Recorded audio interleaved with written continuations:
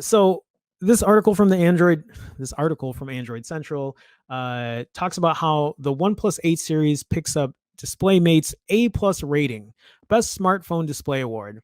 Here's a quick question to you guys: how often do you see a DisplayMate award given to a phone, and that was the reason you bought that phone? None, no times. That wasn't the reason you bought that phone because DisplayMate said it was an A plus. Um, I have an issue with things like DisplayMate and DxOMark.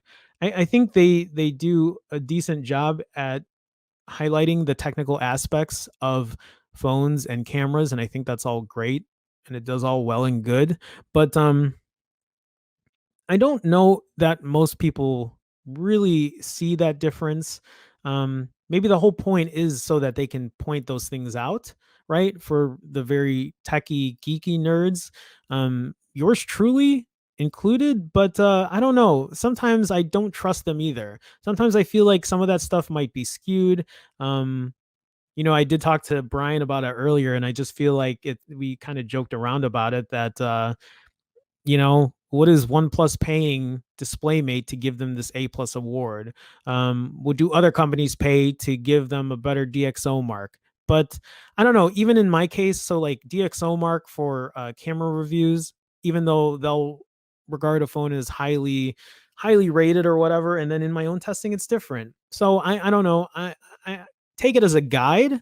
I'm already giving you the conclusion to what I feel about this, but take these things as a guide. If it gives it an A plus rating, great.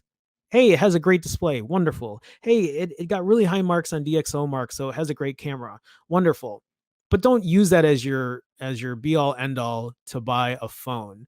Take a look at other reviews, although that's really hard to say because I just had a whole thing about that, about how reviews are getting skewed now because people are getting paid to say good things and not say the bad things. And I think it's a shame. It's a shame because we're getting influenced by people who are getting paid to influence people to buy things that they might not really look highly upon, right? Uh, Tony Stark, right? And OnePlus. Tony Stark, Robert Downey Jr., right? He goes around and he carries a OnePlus phone, and he looks around like he's using it, but he doesn't use that shit. He has an iPhone. Most people use iPhones. That's my assumption. I'm not saying that's what he's doing, but I'm pretty sure Robert Downey Jr. doesn't use a OnePlus phone every day. I'm sure that's not his daily driver. Okay, so the AMOLED display on the OnePlus 8 Pro is set to be on par with the best in the industry. What you need to know: the OnePlus 8 series picked up DisplayMate's A plus rating and a Best Smartphone Display award. The OnePlus 7 Pro also received a similar rating last year. OnePlus confirmed that it is using a 120 hertz AMOLED panel this year, matching what Samsung is offering on the Galaxy S20 series. Here's another thing too. In no way, shape, or form am I bashing OnePlus. I'm not. I am questioning how well these tech sites, how well these tests are really being run.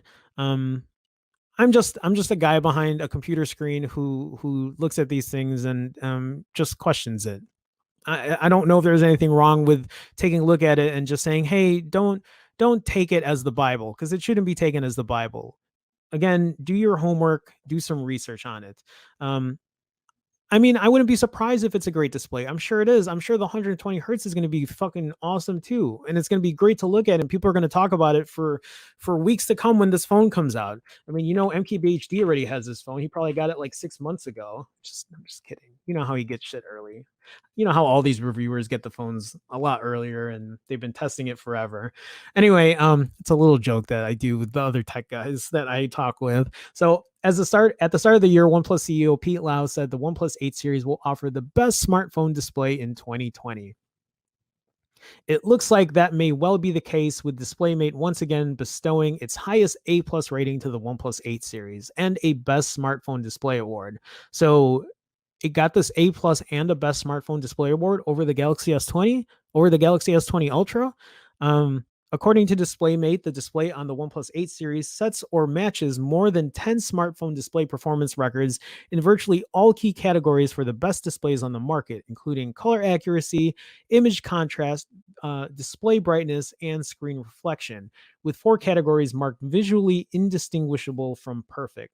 I mean, that's great. If, again, this these are accurate reviews. Samsung has been the industry leader in this category for several years, and it will be interesting to see if OnePlus can dethrone the South Korean manufacturer this year.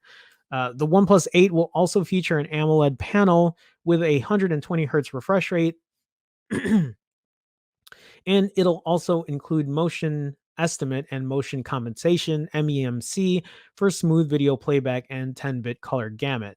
The OnePlus 7 Pro also received an A+ rating last year, and it looks like OnePlus is aiming to outdo itself this year. The OnePlus 8 series will be unveiled on April 14th. If you're eager to find out more about the phone, hit up the link below. Again, great to see OnePlus doing some good things. But again, don't take DisplayMate or things like DxOMark as the Bible. Use it as a guide. Um, Again, do your homework, do your research. Also, the question here is for someone like me, how much is this OnePlus 8 Pro going to cost? I think Pete Lau said it's not going to be $1,000, right? So it'll be less than that. But what is that? $900?